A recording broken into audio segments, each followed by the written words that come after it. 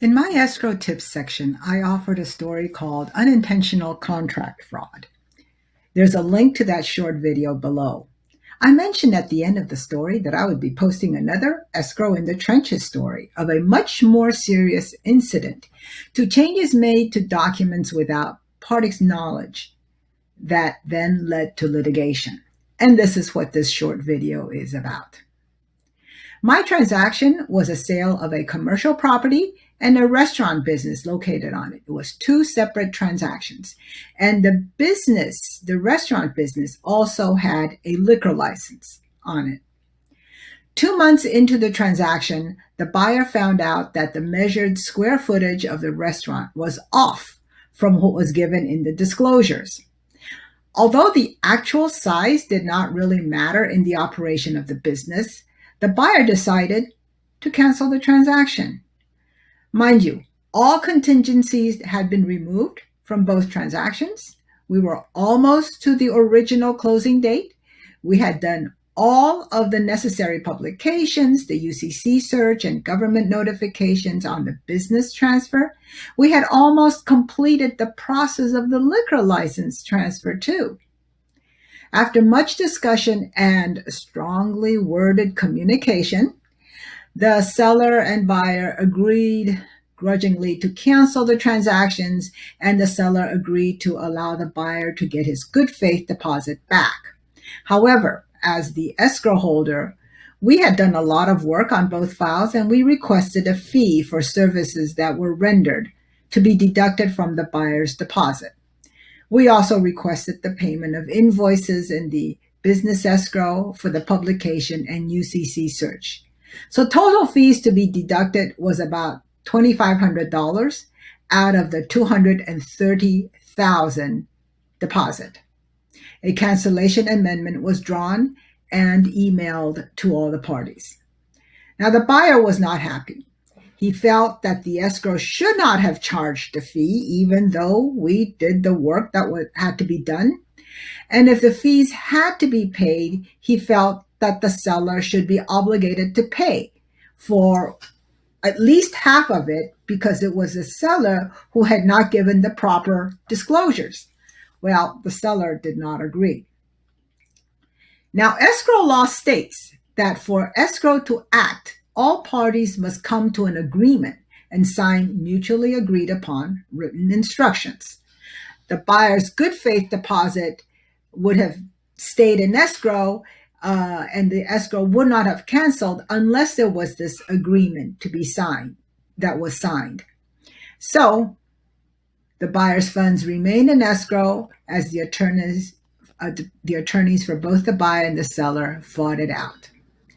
A few weeks later, I received an email from the buyer with the original cancellations. Yay! After I confirmed that the cancellations were indeed signed by the buyer, I immediately forwarded them to the seller for signature. Once they came back, signed, the transactions finally canceled and all the funds were released per the cancellation instructions. And we thought, well, that was that. A few weeks after what we thought our transactions were concluded, the seller received a letter from the buyer's attorney suing the seller and his real estate agent for the cancellation costs that the buyer had to pay and other costs that he had incurred separately. Now, why did the buyer feel that he could sue? There's a standard clause in our cancellation instructions that with their signatures, all the parties release each other, the real estate broker, and escrow of further liabilities and responsibilities. So the seller's agent questioned us regarding that, and I forwarded my original email with the original cancellation that was sent at that time to everyone. I also forwarded the signed cancellation received from the buyer and then signed by the seller. And that is when we got a shock. The buyer's signed cancellation was on our letterhead, but it was tampered with and specific words were deleted, all without my knowledge. When I forwarded the buyer's signed cancellation to the seller and they signed it, they were under the impression that it was the original cancellation that I had sent out. Nothing could be further from the truth. Here is the original cancellation that I sent out, in which they mutually release and relieve each other, escrow holder and real estate brokers. And here is the cancellation that the buyer signed. Now look at it. They took out the words seller or each other and real estate broker from this cancellation. So who did this? Obviously, the buyer did. Maybe even with the help of his attorneys, because he did have attorneys negotiating with the seller at the time. How did he do it? I'm not sure, but I am sure with all the technology out there, it wouldn't have been a big chore to duplicate and change my original PDF. Isn't that scary? First of all, is this fraud?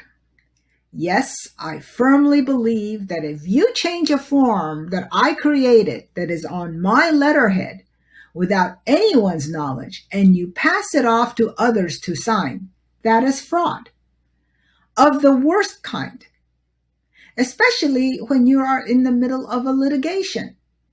Whether I or the seller should have caught it, the changes, before signing is beside the point at that time. They should never, ever have changed my form without my consent. What the buyer should have done is contacted me and requested a new version of the cancellation with their change request. So this is a lesson that I learned the hard way. Never, ever trust that a form came back the way you sent it out. Never, ever sign a form until you have reviewed it carefully and you are aware of everything it states. Do not trust anyone else to review it for you. Do not blindly sign anything. Unfortunately, at the time of this video, the litigation is still going on and there is no closure yet. Well, this is Juliana too, and this is another tough story from the battle trenches that sometimes make up our life in this escrow profession. Thank you for watching and learning. Thank you for subscribing to my Think Escrow channel.